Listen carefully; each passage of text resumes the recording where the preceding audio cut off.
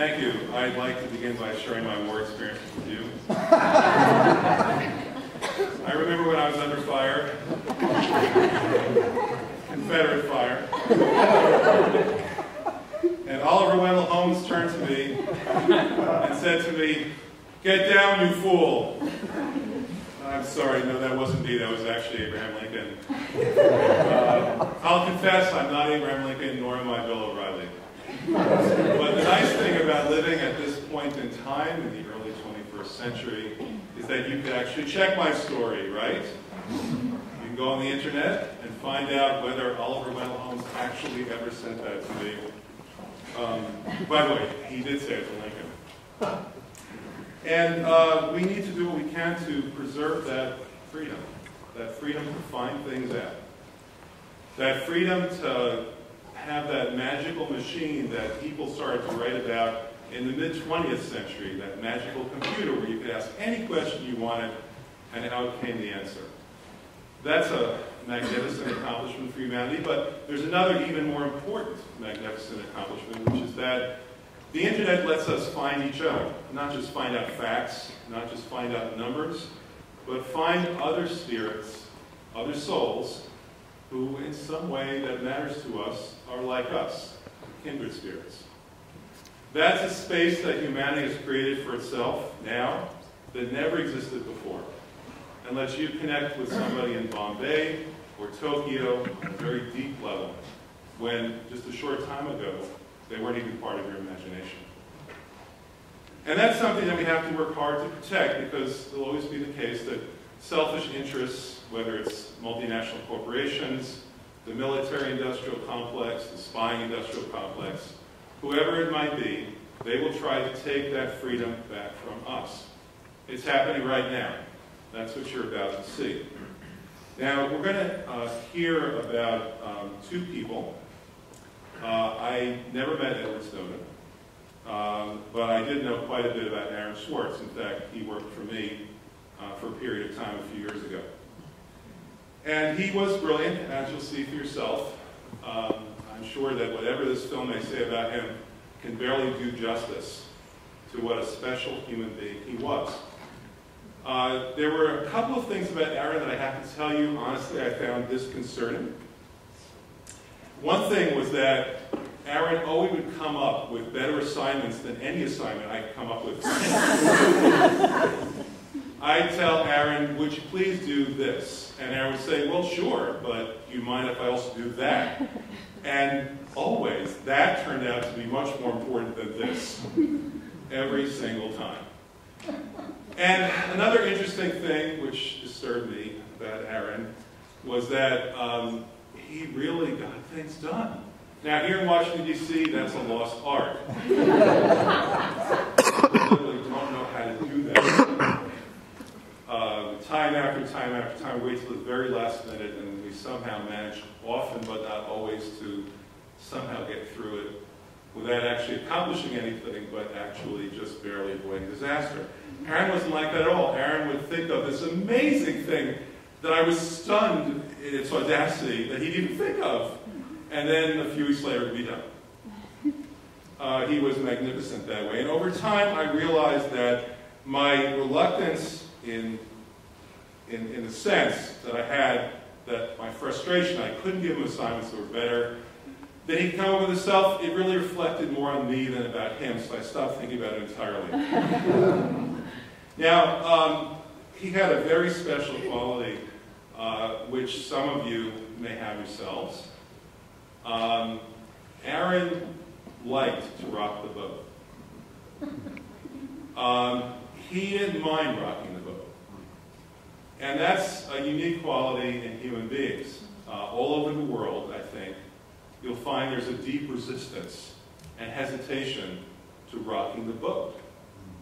I've said that there are roughly 2,000 human languages on this planet, and I would venture to say that in every single one of those languages, there's an idiom for the phrase, "Don't rock the boat." Well, he rocked the boat.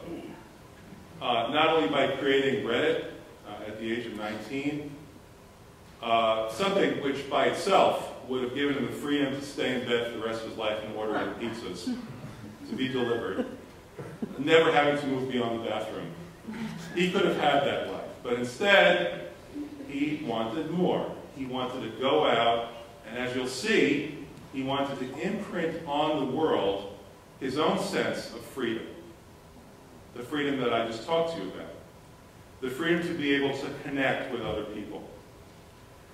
Now, here's a funny thing about what happens when you rock the boat. Sometimes when you rock the boat rocks you. It rocks back.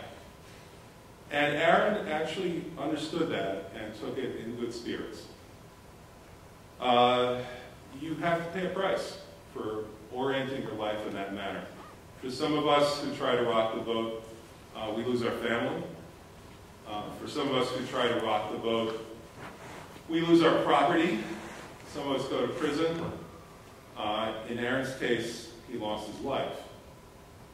But he always understood that that's the price that sometimes you must pay if you are that kind of person. If you have the impulse to go ahead and to make a difference. He was a person of enormous talent, and sometimes we are very hard on people with enormous talent. At a memorial service for Aaron, I mentioned Alan Turing, whose story since has become famous in a Hollywood movie. I think that there's a very deep and important point in talking about Aaron, talking about Alan Turing, in talking about Oscar Wilde, who suffered for his greatness, in talking all the way back to Socrates.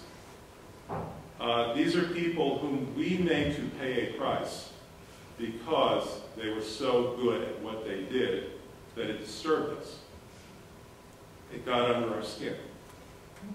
We look at them with some degree of, I don't know, maybe you could call it guilt, maybe you'd call it jealousy. But we took their lives and we crushed them. They became human sacrifices, as you're about to see. And that's a pity, because people of talent make our lives better. And although we may think that we have to protect ourselves from them, in reality, it's they who need protection from us, as you'll see in this movie. And far from needing protection from them, they're the ones who make our lives better. If Alan Turing had lived, he would have won 2 or 3 Nobel Prizes after cracking the Nazi codes and inventing the Turing machine, which is the basis for all modern computing. If Oscar Wilde had lived, we would not be enjoying 3 or 4 major plays, we would be enjoying 10 or 12 or 15 of them. And of course, if Socrates lived, then Plato wouldn't have been such a bad guy after all. So we have to learn to cherish those people who stand out. Not to hate them, not to be jealous of them. Not to punish them, not to ridicule them, for sure not to kill them. But rather to understand that the things that make us special are in fact the things that make us different, not the things that make us the same.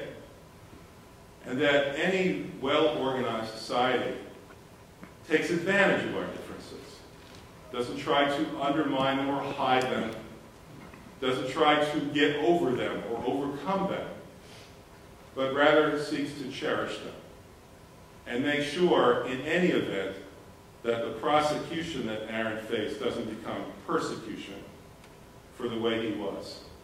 Because, as Margaret Mead said, it's people like that, those few people who can organize, who can assert themselves, who actually make advancement for all of us, the entire human race. It's the only thing that ever has. So with that, I'd like to turn you over to the film. I would like to mention that you'll be enjoying a Q&A after the film with Professor Lessig. Professor Lessig actually joined me in that memorial for Aaron Swartz a few years ago. Here's a couple of things you may not know about Professor Lessig. Unaccountably, Christopher Lloyd once depicted him in a film, but not me. I don't know why. It seemed that it'd be natural to depict me, but that's never happened yet. Professor Lessig is the 6th most famous former University of Chicago law school professor. Who can name some of the others? Anybody? Obama. Barack Obama. Yes.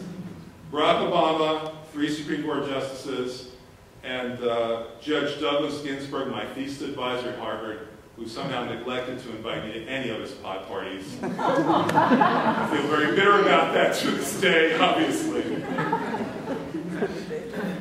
Anyway, understand that the film that you're about to see, which focuses on 2 incredible people, focuses not only on their personal bravery and the sacrifices that they made, but also is a hallmark for our time.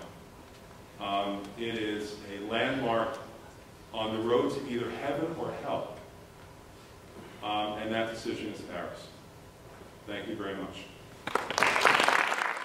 Undercurrent under the surface makes the mainstream